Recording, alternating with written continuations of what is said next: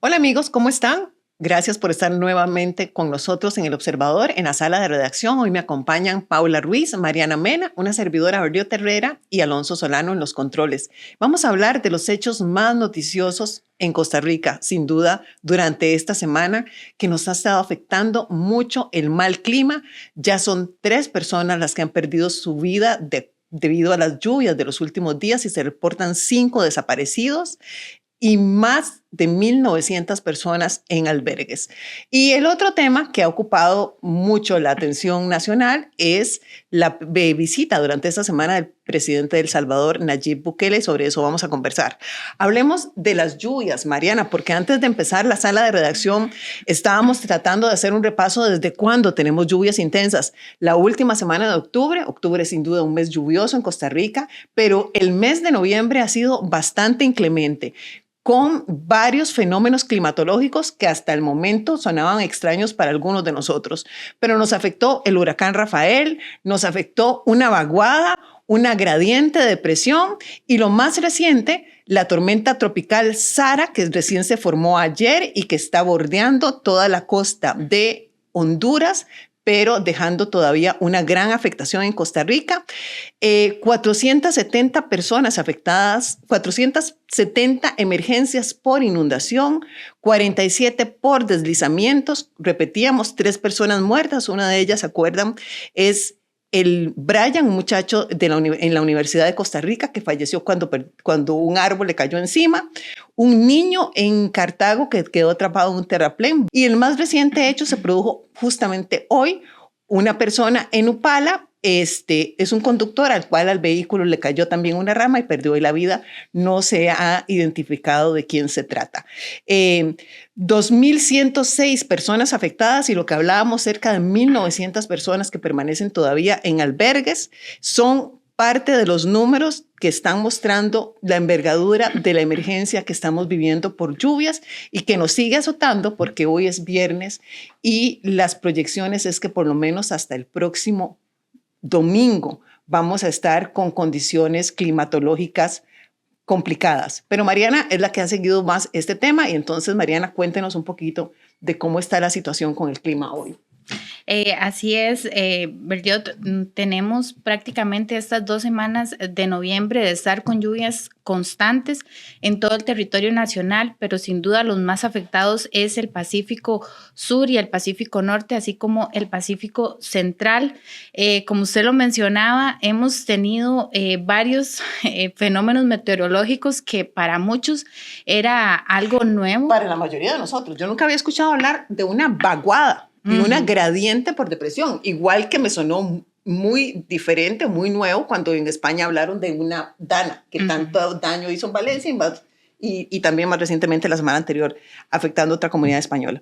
Sí, así es. Entonces, estos fenómenos se han unido para que desde que la última semana de octubre, porque fue cuando el IMN advirtió de lluvias extremas, entonces tenemos básicamente 3 semanas de que las lluvias no cesan y esto se ve reflejado lamentablemente en todas estas comunidades que tienen serias inundaciones, personas que lo han perdido todo, que para este viernes tienen el agua por encima de la rodilla y aquí destacamos, ¿verdad?, la ardua labor que realizan los cuerpos de rescate como Cruz Roja, bomberos, Fuerza Pública y demás, porque sin duda ha sido un noviembre histórico. Hoy justamente el Instituto Meteorológico Nacional informó que ayer en el sector de Sardinal se registraron 230 milímetros de lluvia, mientras que en la Cruz fueron 276 milímetros. Para entender la magnitud de esta cantidad de lluvia en solo 24 horas es, por ejemplo, lo que cae en todo un mes. Entonces, si le sumamos las lluvias ya acumuladas de los últimos días, sí, la situación para estas comunidades se torna muy crítica. En el Valle Central también tuvimos el reporte esta semana de que se rompieron récords de 27 años, igual en Cartago de 19 años. Entonces, sin duda estamos viviendo un noviembre totalmente histórico. ¿Y qué es lo que sigue? Bueno, según la perspectiva del Instituto Meteorológico Nacional, la tormenta tropical Sara, nos va a seguir afectando de forma indirecta en Costa Rica. Lo que hace esta tormenta tropical es que jala humedad desde el Océano Pacífico que pasa por Costa Rica y de ahí que se aumenten las condiciones atmosféricas inestables para principalmente todo lo que es la vertiente del Pacífico y el Valle Central. Sin embargo, también se espera que lo que es la zona norte y el Caribe se mantenga con algunas lluvias de variable intensidad. Bueno, vamos a esperar para ver cómo se comporta. Esta semana, el miércoles anterior, el gobierno decretó emergencia para 21 cantones. En San José, Pérez Celedón, en Alajuela para San Ramón, Grecia y Atenas. El reporte que teníamos de esta mañana de nuestro compañero Josué, que ha estado dando seguimiento a este tema, son 28 viviendas afectadas en Grecia. También en Guanacaste, que sin duda las imágenes ustedes las han podido ver porque se han compartido muchísimo, se han vuelto virales en redes sociales de cómo está la situación en Guanacaste, terriblemente afectados los costarricenses allá. Nicoya, Santa Cruz, Carrillo, Cañas, Avangares, Sinandayure. En Punta Arenas, Buenos Aires, Osa, Quepos, Golfito, Cotobruz, Parrita, Corredores, Garavito y Puerto Jiménez y el Limón, Pocosí. La zona Caribe ciertamente ha sido de las menos afectadas por este clima de los últimos días. Y lo otro que ocurrió es que se suspendieron las clases durante toda esta semana. Las clases han estado suspendidas en todos los centros educativos del país. Esta medida rige para todos los centros públicos y también el Ministerio de Educación lo que hizo es una recomendación a los centros privados para que valoren si pueden tener clases o no durante esta semana. Pero además, el domingo, Paula, el ministerio nuevamente vuelve a valorar con las autoridades de la Comisión Nacional de Emergencias si esta suspensión continúa. Sí, será el domingo cuando el Ministerio de Educación Pública anuncie si extenderá la suspensión o si reanudará las clases, por ejemplo, en algunas zonas, ¿verdad? Ayer la viceministra de Educación, Sofía Ramírez, decía, o sea, el presidente le decía, bueno, ¿por qué si el Caribe Sur está en amarillo, por qué ahí no hay clases? Entonces ella explicaba que, bueno, el 50% del personal en esa zona pues se traslada, entonces puede ser que las calles se estén sin acceso, o incluso que el centro educativo se haya visto afectado. De hecho, a esta mañana habían 343 centros educativos afectados. En detalle, el Ministerio de Educación Pública dice que por acceso, de hecho, hay 152 con problemas. 66 tienen falta de servicios, ya sea agua, internet o incluso el mismo comedor escolar. Hay 61 con bastante afectación en lo que es su infraestructura, 47 por emergencia y 17 que están siendo utilizados como albergue. Uno de los puntos importantes también aquí a destacar es el de los comedores escolares que han continuado operando en aquellos lugares donde sí se permite el acceso, donde sí, tanto las personas que van a preparar los alimentos como los estudiantes tengan seguridad de poder ir al centro educativo.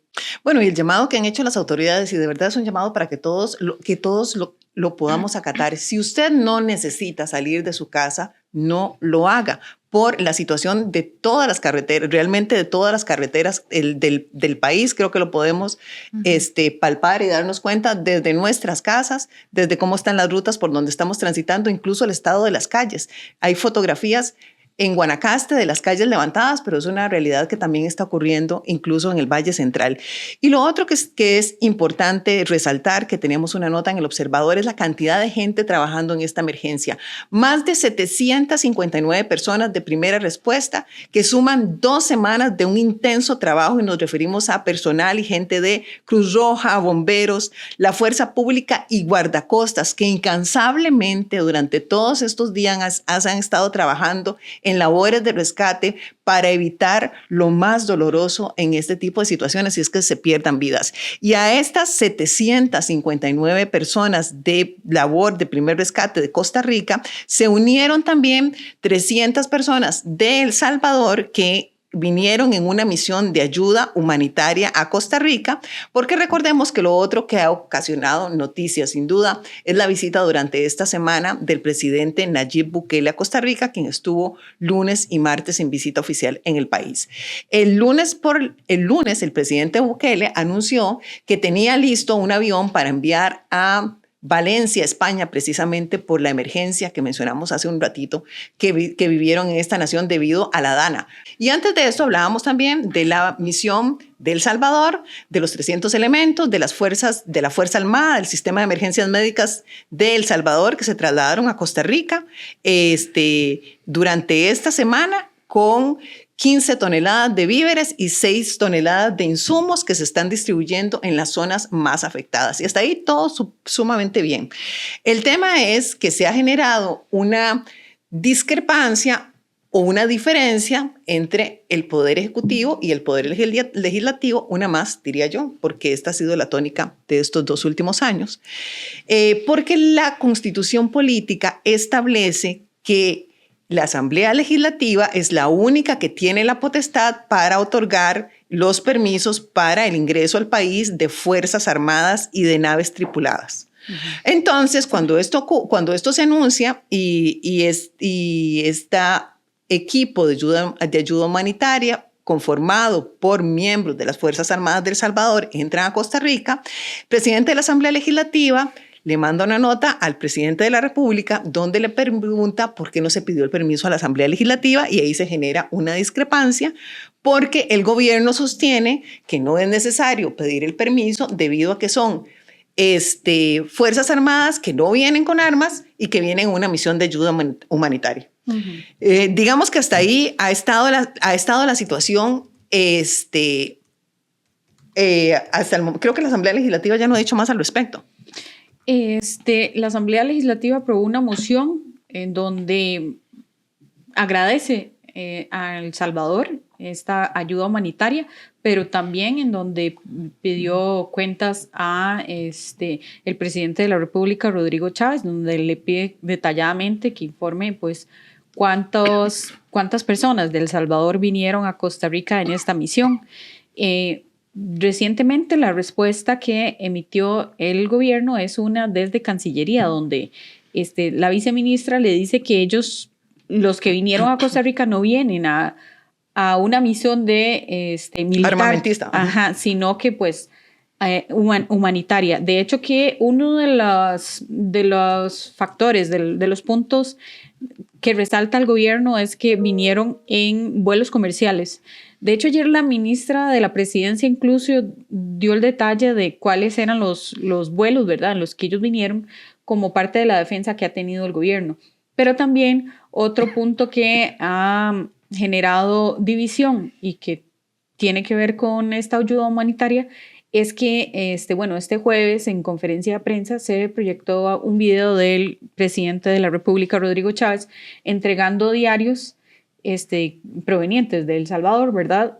Y en donde pues él le dice a uno de los damnificados que si quería la comida, pues lógicamente el damnificado dice que sí. Incluso entonces ahí el presidente es donde empieza a decirle que algunos diputados pues querían que esa comida se votara. Voy a decir, Paula, textualmente, usted sabe que hay diputados de la República de Costa Rica hoy diciendo no le dé a la gente de Coto estas cosas porque de ahí, imagínese el tipo de ocurrencias. Esto entonces generó pues reacciones en la Asamblea Legislativa por parte de diputados de oposición en donde han dejado claro que nadie quería votar la comida, sino que más bien especificar el aspecto de los militares. Es prácticamente eso.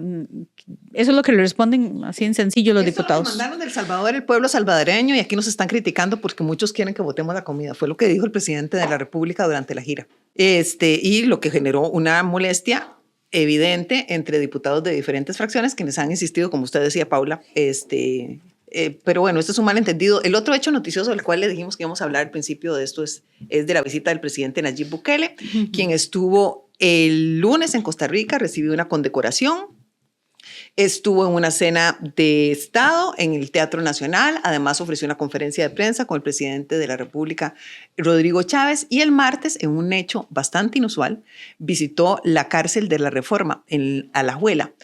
Y ahí el presidente Nayib Bukele hizo una serie de recomendaciones. Él lo que dice es que después de visitar la cárcel de Alajuela, de la Reforma, dijo varias cosas. Dijo que le parecía muy caro lo que le cuesta a los costarricenses la manutención de los privados de libertad. Y lo otro que mencionó es que sin duda Costa Rica necesita una reforma penal, dijo él. Creo que se refería más a una reforma del sistema penitenciario para que sea el gobierno el que tenga plena potestad sobre la administración del sistema penitenciario. Y es que recordemos que aquí las leyes establecen que existe un juez de ejecución de la pena, que es el que hace varios señalamientos sobre los derechos que tienen los privados de libertad. Entonces el presidente Nayib Bukele hizo algunas críticas, por ejemplo, las visitas conyugales, que según el propio presidente Chávez le estaba explicando, no se trata únicamente de sus compañeras sentimentales, sino que pueden elegir quién les hace una visita íntima. Una visita íntima fue la palabra que utilizaron. El presidente Bukele hizo alguna referencia a lo que pasaba en El Salvador antes de que él llegara a asumir como presidente, y dijo que las cárceles no podían volverse los comandos de los grupos de criminales del país, que en el caso de El Salvador él hablaba que hacían fiestas con luces y discomóviles, invitaban prostitutas. Las transmitían por internet. Y las transmitían por internet, que esa era la realidad que ellos tenían antes de que él asumiera. Y también dijo el presidente Bukele que estas recomendaciones que se las están solicitando las iba a plasmar en un documento que iban a remitir al gobierno de la República. Pero la visita del presidente Bukele también generó algunas críticas, bastantes dirías yo, en algunos sectores. Sí, bueno, recordemos que Nayib Bukele llegó a Costa Rica desde el sábado. El sábado y domingo estuvo con familia acá en Costa Rica. Él tiene pues tíos, primos acá. Y bueno, ya el lunes fue que empezó su visita oficial. Llegó a Casa Presidencial, donde fue recibido por la Banda de Acosta, la Banda de Conciertos de San José, y pues ahí luego se fueron a realizar una reunión bilateral y luego hubo una reunión entre los gabinetes. Dicho esto, se pasó a uno de los puntos que fue criticado, que fue el darle esta condecoración a Nayib Bukele. Generó críticas principalmente entre diputados, quienes consideraban que no debería dársele este reconocimiento, que es el máximo en aspecto diplomático que entrega Costa Rica a una persona. Luego de esto se fueron a la cena de gala y ahí también generó algunas críticas. Yo pude pues ver las de Ariel Robles y Priscila Vindas, que son del Frente Amplio. ¿Por qué? Porque ellos criticaban que en el mismo momento en que estaba la cena de gala había muchas personas sufriendo por las inclemencias del tiempo. Entonces ellos decían, bueno, mientras estos están en una cena de gala, hay muchas otras personas pues viéndola mal en situaciones en Guanacaste. En una situación de emergencia. La misma crítica que ocurrió ayer, que fue el partido entre Costa Rica y Panamá, un partido FIFA donde caímos 1-0 frente a Panamá, pero también se desataron varias críticas y en medio de una emergencia el partido se debía llevar. Yo oí las declaraciones del presidente de la Federación de Fútbol diciendo, bueno, iban a tratar de llevar algo de alegría e ilusión, esperanza en medio de la tragedia que estamos viviendo en Costa Rica, y aquí hay un montón de criterios encontrados. Cuando hablábamos de las críticas a Nayib Bukele, el presidente Bukele ha sido blanco de críticas internacionales porque varios organismos y países lo han señalado por violentar los derechos humanos. Recordemos que él hizo redadas en el caso de las maras para llevarlos a una prisión. Tiene una mega prisión, que es la famosa mega prisión del Salvador, donde están encerrados pues la mayoría de los mareros. La crítica que se le hace es si en estas redadas que se hicieron también estaba gente inocente. Y él lo aceptó. Sí, se habla de que hay personas inocentes. El presidente Bukele también lo escuché decir que estuvieron que El Salvador estaba en una situación muy crítica con el tema de seguridad, y lo cierto es que los datos respaldan sus declaraciones. En el 2018, justo antes de que Nayib Bukele asumiera, El Salvador tenía una tasa de homicidios de 51 por cada 100,000 habitantes, siendo el país más violento del Triángulo Norte de Centroamérica. En el 2015 se había colocado como el país más violento del mundo. El año pasado eso bajó a 2,4 por cada 100,000 habitantes y durante este año se vanaglorian de que no tienen asesinatos y se ubican como uno de los países más seguros del mundo, solo por debajo de países como Islandia, me parece. Entonces, bueno, él está mostrando cuáles son los resultados de su accionar y también hizo algunas advertencias a Costa Rica, no sin antes decir que Costa Rica es una joya y que es un país bendecido, que estamos bien en el tema de economía, muy bien en el tema de turismo. Dijo que venía a aprender mucho de Costa Rica y también hizo algunas recomendaciones en el tema de seguridad, un tema que hemos conversado muchísimo. Nosotros vamos a terminar acá en nuestra sala de redacción porque hay mucha noticia, hay mucho trabajo en todas las salas de redacción de los medios de comunicación de este país. Lo invitamos para que nos vea, recuerde, en las redes sociales, en Spotify, búscanos como Sala de Redacción y toda la información usted la puede encontrar en observador.cr. Esperemos que estén muy bien. Nuestra solidaridad con todos los y las costarricenses afectados por la inclemencia del tiempo durante estos días. Que usted esté muy bien.